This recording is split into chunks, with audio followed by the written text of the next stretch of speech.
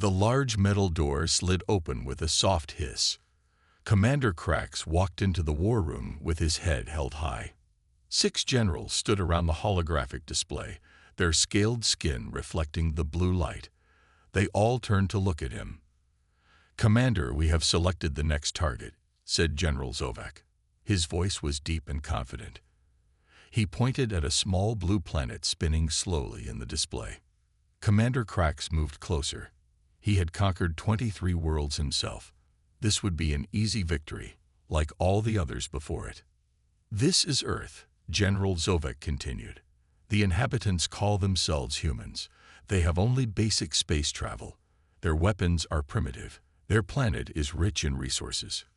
Krax nodded. The Nexari Empire had grown powerful by taking such worlds. For over 100 years, they had expanded across the stars. No race had ever stopped them. Their ships were faster, their weapons stronger, and their shields could block any attack. "The High Council wants this planet secured quickly," said Admiral Vrex as she entered the room. Everyone stood straighter. Admiral Vrex had led the first wave of conquests decades ago. Now she oversaw all military operations. "We have other targets waiting." Krax bowed his head slightly. "How many ships will I command for this mission?" Admiral Vrex tapped on her control pad. The display changed to show a small fleet of warships, standard invasion force, 20 battle cruisers and 50 landing vessels. "That seems like very few for a whole planet," said Krax. He was surprised. Usually, they sent more ships. Admiral Vrex made a dismissive gesture with her clawed hand. "Our scouts report that these humans are divided into many countries. They fight among themselves constantly. They will not unite against us." "What about their technology?" Krax asked. General Zovek laughed. "They still burn fossil fuels. Their fastest aircraft cannot even break the sound barrier reliably. Their most advanced weapons use gunpowder and simple explosives." The room filled with amused sounds. Krax felt silly for asking. Of course the High Council would not waste resources on such a primitive world. "Commander," Admiral Vrex said, her tone serious again, "we expect this conquest to take no more than 30 days. The Empire needs the iron core of this planet and its abundant water. Do not disappoint us."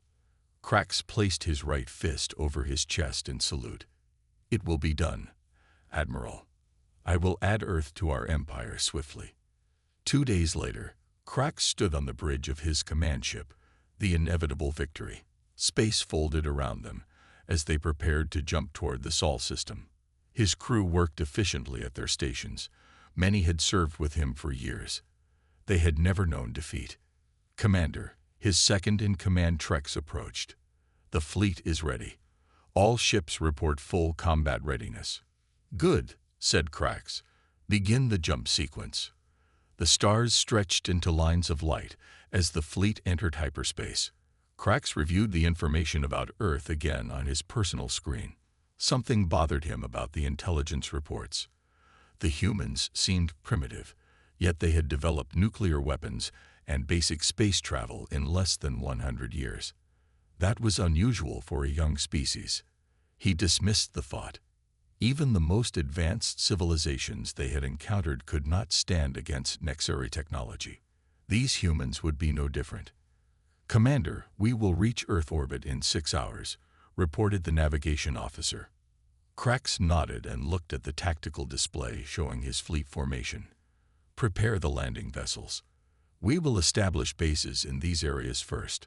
He pointed to coastal regions near major population centers. Soon, Earth would belong to the Nexari Empire. It was inevitable. What Krax didn't know was that humans were unlike any species the Nexari had ever encountered. And they were about to learn this lesson the hard way. Daniel Collins floated to the window of the International Space Station. His morning routine always started with looking at Earth. The blue planet spun slowly below, peaceful and beautiful. But today something was different. "Lisa, come look at this," he called to his crewmate. Lisa Martinez pushed herself across the module and joined him. "What is it?" Daniel pointed to several small dots moving against the blackness of space. Those aren't satellites. They're too big and moving too fast. Lisa grabbed the station's binoculars and looked. Her face turned pale. Those are ships. Massive ships. And they're not ours. Daniel rushed to the communication station. Houston, this is ISS.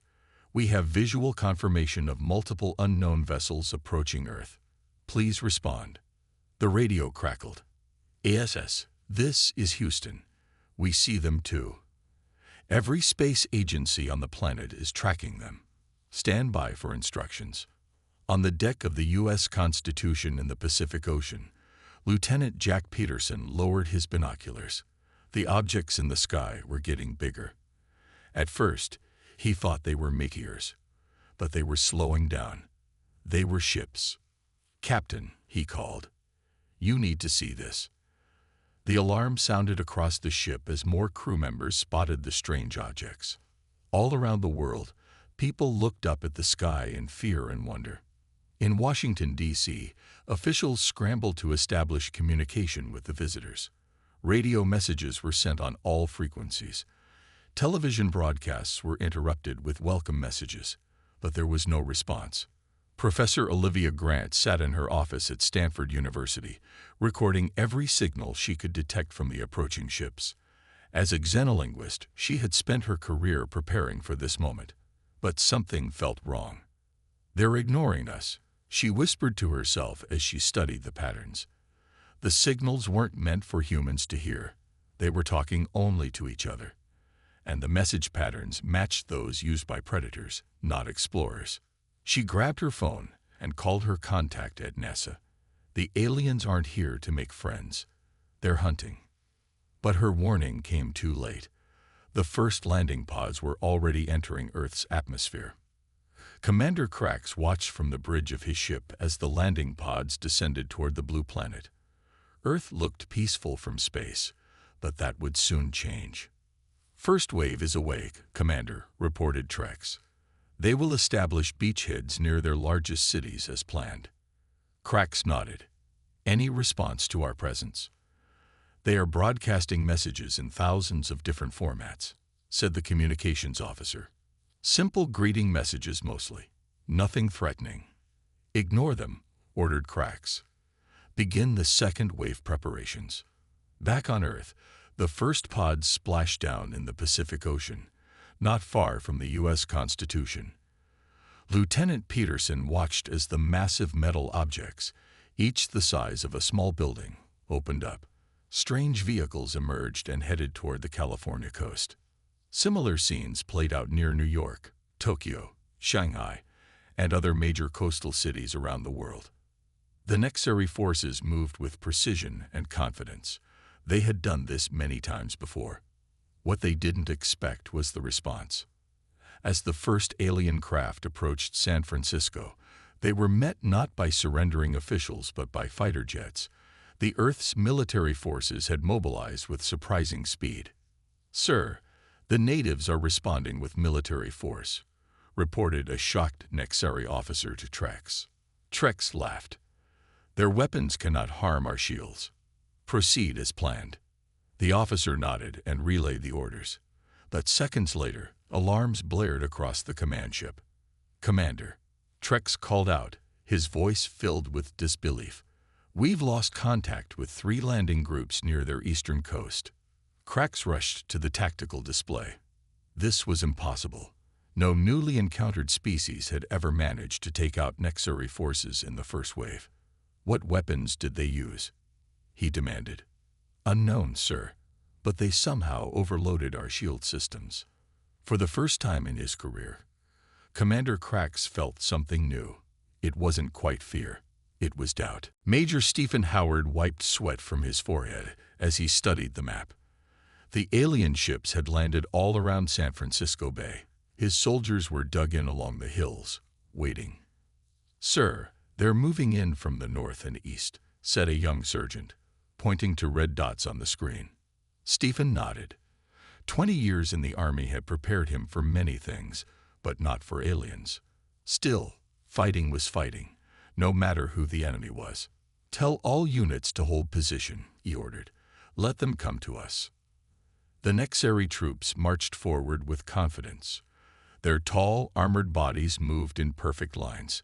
They had conquered many worlds this way. Their shields glowed faintly blue around them, stopping any bullets that came their way. What they didn't expect was the ground beneath them. "Now," shouted Stephen into his radio. Hidden explosives detonated under the aliens' feet. The blasts didn't harm them directly, but the ground collapsed. Dozens of Nexari soldiers fell into deep pits. "Second phase," Stephen ordered. His troops fired, not at the aliens, but at the hillsides above them. Carefully placed explosives sent tons of mud and rock sliding down. The Nexari shields could stop bullets and energy weapons, but they couldn't stop the crushing weight of Earth. On the other side of the city, Karen Mitchell wasn't a soldier. She was an engineer who worked on bridge vibrations. When the aliens attacked, she stayed in her lab while others ran. "The frequencies," she muttered, watching videos of the alien shields on her computer. "They must have a resonance point." She turned to her equipment and began adjusting dials. Sound was just vibration. If she could find the right frequency. The speaker in her lab hummed. Nothing special to human ears, but when she pointed it at the piece of alien material a rescue team had brought her, the blue glow flickered and died. Karen grabbed her phone. "I found something. Their shields can't handle certain sound frequencies." Across the world in Mumbai, a hastily assembled defense force watched in horror as Nexari troops marched through the streets. Regular weapons did nothing against them. But then something changed. Military trucks equipped with powerful speakers arrived. They blasted an unusual tone that made people's teeth hurt. The alien shields flickered and failed. Without their shields, the Nexari discovered something they had never known before: vulnerability. Back on the command ship, Commander Krax stared at the reports in disbelief. "How is this possible?" he demanded. "These humans have barely left their own planet. They should be begging for mercy." Trex looked equally confused. "Sir, they're adapting to our technology at an incredible rate. They've already found weaknesses in our shields that no other species discovered for years."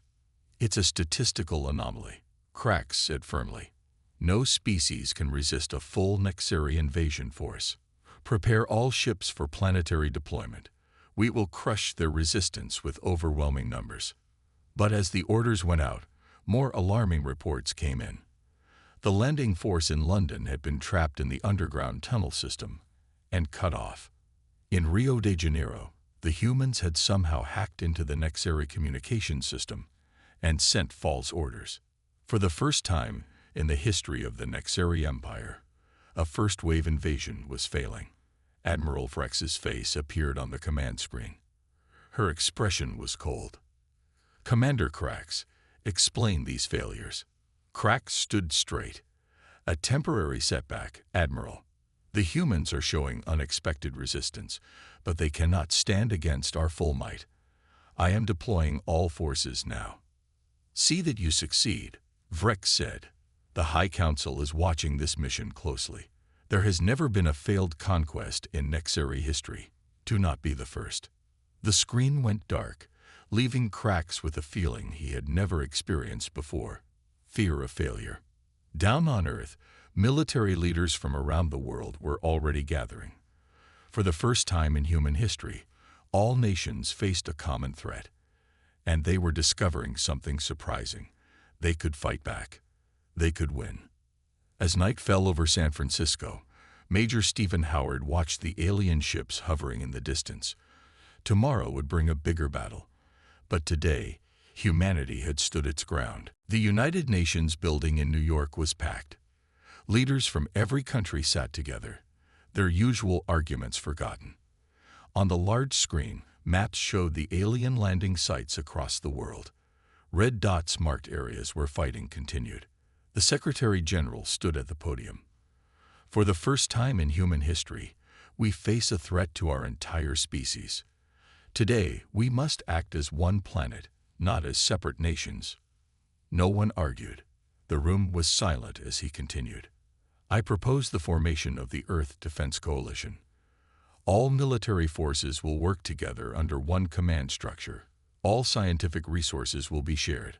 All borders will be open for defense purposes. The vote was unanimous. Enemies who had fought for generations now shook hands. Russian generals sat with American admirals, planning joint operations. Chinese scientists shared data with European researchers. In a secure underground lab near Boston, Dr. Alan Wright carefully examined a piece of alien technology. It was part of a weapon recovered from a downed Nexeri fighter. Around him, scientists from 12 different countries worked on other alien devices. "The energy source is like nothing we've seen before," he said to his team. "But the basic principles are understandable. If we can reverse engineer this." His phone rang. It was Susan Davis, the retired general who now led the global defense strategy. "Alan, please tell me you have something." "The aliens are massing for a major offensive." Alan looked at his notes. "We're close. The alien shields operate on a frequency modulation we can disrupt. And their weapons? We might be able to adapt our own defenses against them. Give me 24 hours. Susan ended the call and turned to the wall of screens in her command center. Reports were coming in from around the world. The Nexeri had been surprised by the initial resistance, but they were adapting. New landing ships were arriving hourly. General Davis called one of her staff. "President Martinez is on line 1. The Russians and Chinese have agreed to your plan." Susan nodded. It was a desperate plan. Use nuclear weapons in space, not to destroy the alien ships directly, but to create an electromagnetic pulse that might disrupt their electronics. It was risky, but they needed time. High above Earth, Commander Krax watched the humans with growing concern. The tactical display showed their forces organizing much faster than expected. "They're different from other species we've conquered," said Trex. "They don't surrender when faced with superior technology. They adapt. They find weaknesses." Krax nodded slowly. "The intelligence reports were wrong. These humans are primitive in some ways, but their military thinking is advanced. They fight asymmetrically. They use the environment against us." A warning light flashed on the control panel. "Multiple nuclear launches detected," shouted an officer. "Target," demanded Krax. "Not at our ships. They're detonating them in the upper atmosphere." Krax realized the humans planned too late. The nuclear explosions weren't meant to destroy his ships. They created massive electromagnetic pulses. Across his fleet, systems flickered and failed. "Emergency power," he ordered. "Maintain orbit." But many of the smaller Nexeri ships couldn't compensate. They tumbled toward Earth, engines dead. The humans had just eliminated a third of his invasion force without firing a single direct shot. "Commander," Trex said quietly, "I think we severely underestimated these humans." Krax stared at the blue planet below.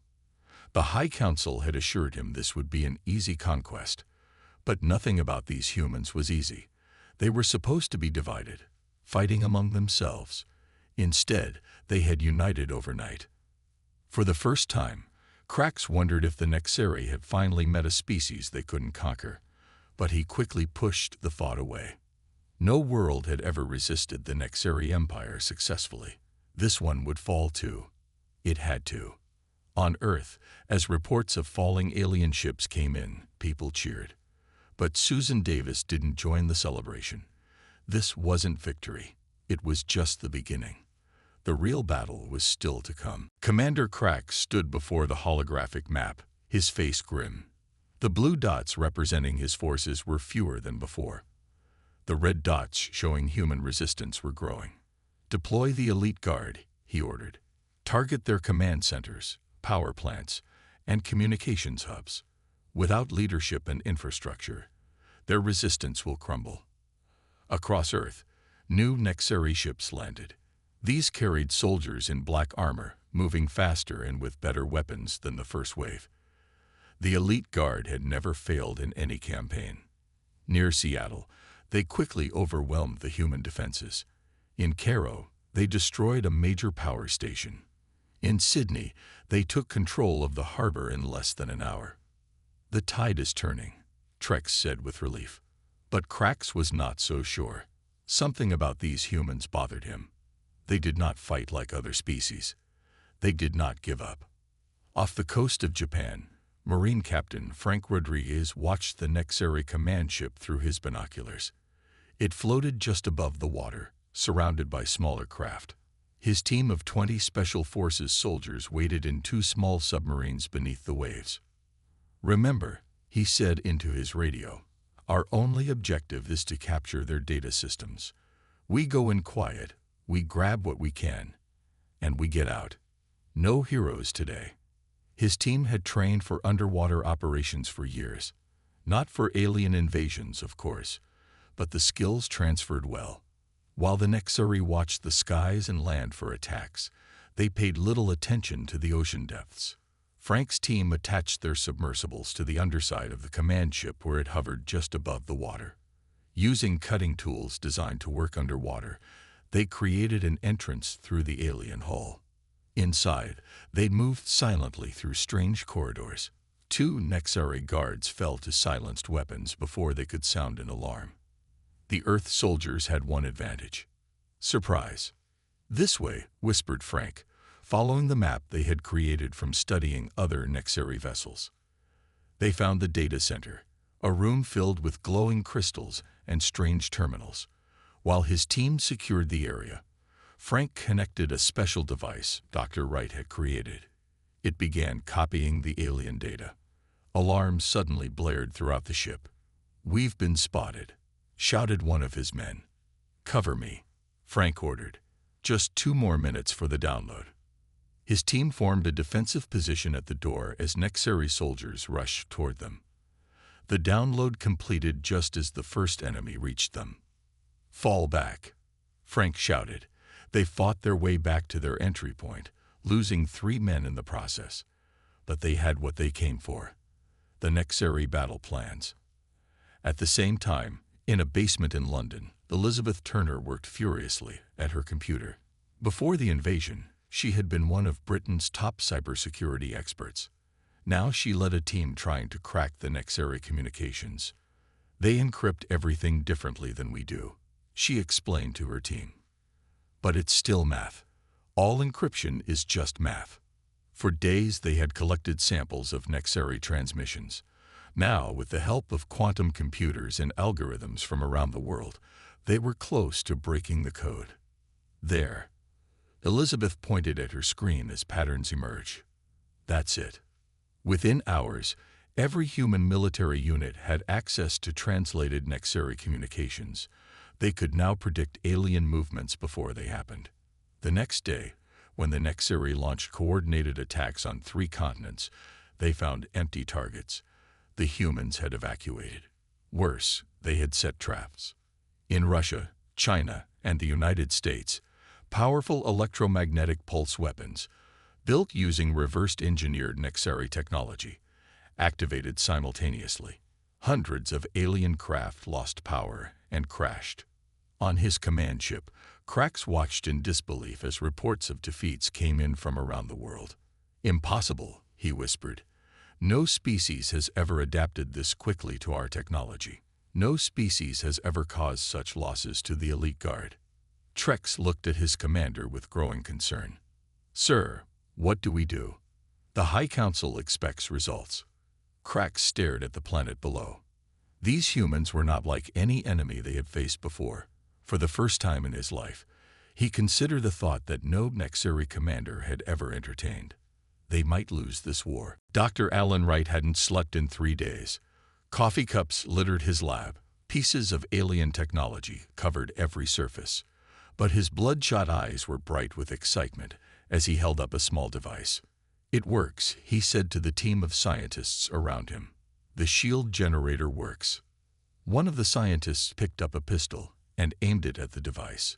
A faint blue glow surrounded it. When he fired, the bullet stopped in midair and fell to the floor. Cheers erupted in the lab. After weeks of studying captured Nexari technology, they had finally reverse-engineered their shield system. The plans were immediately sent to factories around the world. In Detroit, car plants now made shield generators. In Tokyo, electronics factories produced energy weapons. In Brazil, aircraft manufacturers built fighters with new alien-inspired engines. Humanity was adapting the invaders' technology and making it their own. William Porter watched from a hilltop as his team moved into position. Before the invasion, he had taught unconventional warfare at West Point. Now he led a unit of fighters from 6 different countries. "Remember," he said into his radio, "the Nexari expect us to fight like they do. They expect direct attacks.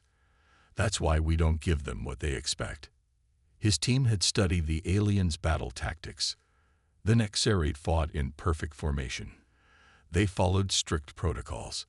This made them predictable. Below, a column of alien vehicles moved along a road. They were heading toward Chicago, not knowing that the city was now nearly empty. Humans had learned to evacuate before fighting. "Phase 1, William ordered. His soldiers didn't attack the Nexari directly. Instead, they triggered landslides that blocked the road ahead and behind the column. The aliens were trapped in a valley. Phase 2. Rather than engaging with gunfire, his team used modified sound cannons that disrupted the Nexari shields. They also deployed jamming devices that blocked the aliens' communications. Phase 3. Only now did they attack, using weapons equipped with the new shields. The battle was short. Without their technological advantage, the Nexari soldiers were outnumbered and outmaneuvered. In space, humanity was taking the fight to the invaders. Commander Heather Ross sat in the cockpit of the Freedom, the first human spacecraft equipped with Nexari-derived technology. Around her flew 20 similar craft, crewed by pilots from around the world. "All ships report ready," said her co-pilot. Heather nodded. "Begin approach. Remember, their big ships have blind spots near the engine sections. That's where we hit them." The human ships had been built in secret underground facilities. They were smaller than the Nexari vessels, but more maneuverable. And they carried a new weapon, missiles that could penetrate alien shields by changing frequency as they flew. The space battle was visible from Earth as flashes of light in the night sky. 3 Nexari cruisers fell before they realized they were under attack. By the time they organized a defense, the human ships had disappeared back to Earth, using the same hit-and-run tactics that had worked on the ground. On his command ship, Commander Krax received the worst news of his career. "The humans have adapted our shield technology," reported Trex, "and they've developed weapons that can penetrate our defenses. Our losses are now at 30% of our total force." Krax clenched his fists. This was supposed to be an easy conquest, a primitive world added to the glory of the Nexari Empire. Instead, it had become the Empire's first real challenge. His communication screen lit up. Admiral Vrex's face appeared, her expression cold with anger. "The High Council is most displeased, Commander Krax," she said. "No other species has resisted us this effectively. This failure reflects poorly on you." "Admiral," Krax replied, "these humans are unlike any species we have encountered. They adapt quickly. They learn from each defeat and come back stronger." "Excuses," Vrex snapped.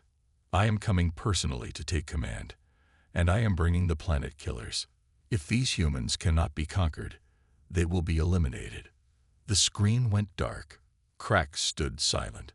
The planet killers were forbidden weapons, used only 3 times in Nexari history. They could render a world uninhabitable in days. For the first time, he questioned the Empire's mission. Was this conquest worth destroying an entire species, especially one as unique as these humans? Commander Krax stood at the viewport, watching as Admiral Vrex's massive ship joined the fleet. It dwarfed his command vessel, a dark shape against the stars. Behind it came 3 smaller ships with black markings, the planet killers.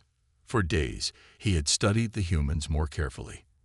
They were violent and divided among themselves, yes, but they were also creative, adaptable, and surprisingly noble when united against a common threat. The Admiral requests your presence on her ship, Trex informed him. Minutes later, Krax stood before Admiral Vrex in her command center. Her cold eyes showed no emotion. Your failure is complete, Commander, she said. The High Council has never seen such poor results. I am relieving you of command. Krax bowed his head. Admiral, before you deploy the planet killers, I ask you to reconsider. These humans are vermin, Vrex interrupted. If they cannot be conquered, they will be exterminated. The planet's resources will still be ours. Krax wanted to argue, but Nexeri did not question orders. He was escorted back to his ship and placed under guard. On Earth, General Susan Davis studied the new alien ships through satellite images. Something about them worried her. Those aren't troop carriers, she said to her staff. They're weapons platforms of some kind.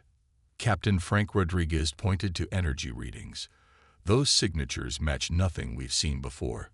Whatever they are, they're much more powerful than anything the aliens have used so far. Susan turned to her communication officer. Get me Dr. Wright and Commander Ross. Now. Within an hour, leaders around the world learned the terrible truth. The new alien ships carried weapons that could poison Earth's atmosphere, making it uninhabitable. The Nexeri had decided if they couldn't have the planet, no one would. We have one chance, Susan told the Emergency Council. We must destroy those ships before they can deploy their weapons. This will be an all-or-nothing attack. Every available human ship, both conventional and those equipped with the new technology, prepared for battle. Soldiers and pilots volunteered from every nation. Among them was John Harrison, a civilian pilot who had lost his family in the first days of the invasion. I've modified my fighter with parts from a downed alien ship, he told Commander Ross. It's not pretty, but it's fast. Heather examined his craft. It looked like a normal jet fighter with alien technology grafted onto it. What's your plan? John pointed to a diagram of the largest enemy ship. Their shields are strongest at the front and sides. But underneath, where their gravity generators are located, the shields are weaker. I think I can get through there. The attack began at dawn. Hundreds of aircraft rose from hidden bases around the world. Space-capable fighters launched toward the Nexeri fleet. Ground forces created diversions to keep the aliens busy. Admiral Vrex watched with contempt as the human forces approached. Pathetic, she said. They still think they can win through direct attack. Her ships fired, destroying dozens of human craft. But the humans kept coming. They focused their attack on the 3 planet killer ships, just as she expected. Deploy countermeasures, she ordered. Prepare the planet killers for atmospheric entry. What she didn't see was John Harrison's modified fighter slipping beneath her command ship. His sensors found the weak point in the shields, just where he predicted. I'm in position, he radioed. Shield frequency matched. I'm going in. His fighter shuddered as it passed through the Nexeri shields. Alarms blared in his cockpit as systems failed. He wouldn't be able to escape. Tell Earth, tell them this is for everyone, he said into his radio. Then he fired his engines at full power, driving his ship deep into the alien vessel's underside. The explosion rippled through the massive ship. Critical systems failed. Emergency alarms sounded across the Nexeri fleet. In the confusion, Captain Rodriguez and his Special Forces team, launched from Heather Ross's command ship, boarded the crippled vessel. Fighting their way through damaged corridors, they headed for the bridge. Their mission: capture Admiral Vrex and stop the planet killer deployment. The fate of Earth hung in the balance. Captain Frank Rodriguez ducked as sparks flew from damaged circuits. The inside of the Nexeri command ship was chaos. Emergency lights flashed. Injured alien crew members stumbled through smoke-filled corridors. This way, he told his team, following the map on his wrist device. The bridge should be 2 levels up. They fought through groups of Nexeri soldiers, their new shields protecting them from alien weapons. The ship rocked from explosions as the battle continued outside. On the bridge, Admiral Vrex shouted orders. Launch the planet killers now. before the humans can attack them. The systems are damaged, a Nexari officer replied. We need 10 minutes to restore launch capabilities. We don't have 10 minutes. Vrex slammed her fist on a console. Where is the boarding party? Why haven't they been stopped? The answer came as the bridge doors exploded inward.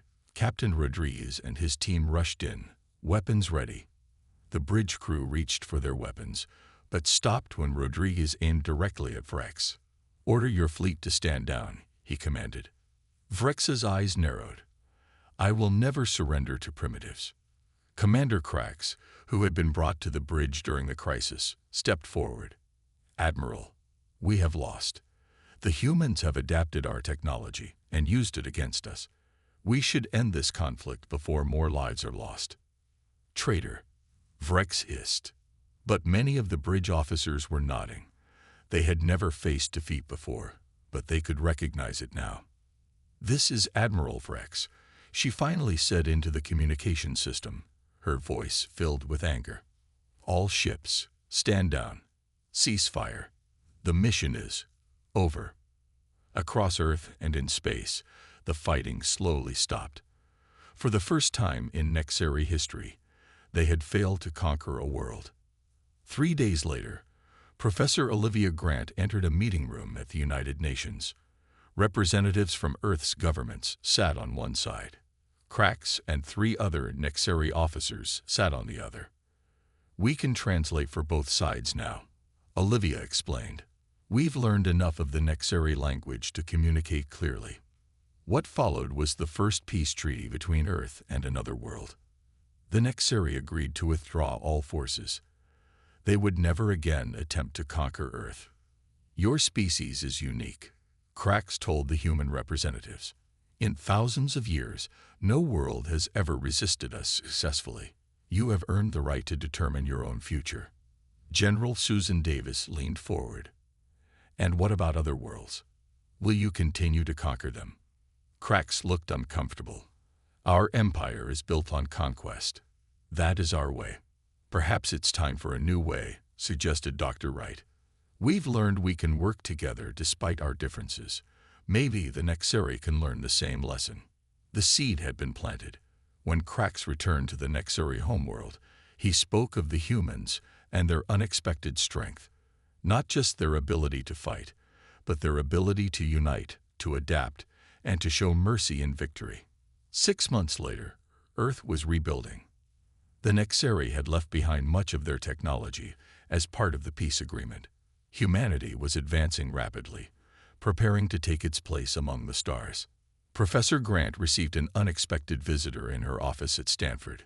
Commander Krax, now dressed in civilian clothing, stood awkwardly in the doorway. I have returned as an envoy, he explained. The High Council has questions about Earth's culture and history. They wish to understand how you defeated us. Olivia smiled. And what do you wish to understand, Commander? Krax looked out the window at students walking across campus. How you can be so divided, yet so united. How you fight so fiercely, yet show compassion. You humans are a contradiction. That's what makes us human, she replied. Come in. We have much to learn from each other. Across the galaxy, news spread of the small blue planet that had defeated the mighty Nexari Empire. Other worlds, long subjugated, began to whisper of resistance. The balance of power was shifting. The Nexari had thought themselves unstoppable until they landed on Earth. Now, nothing would ever be the same again.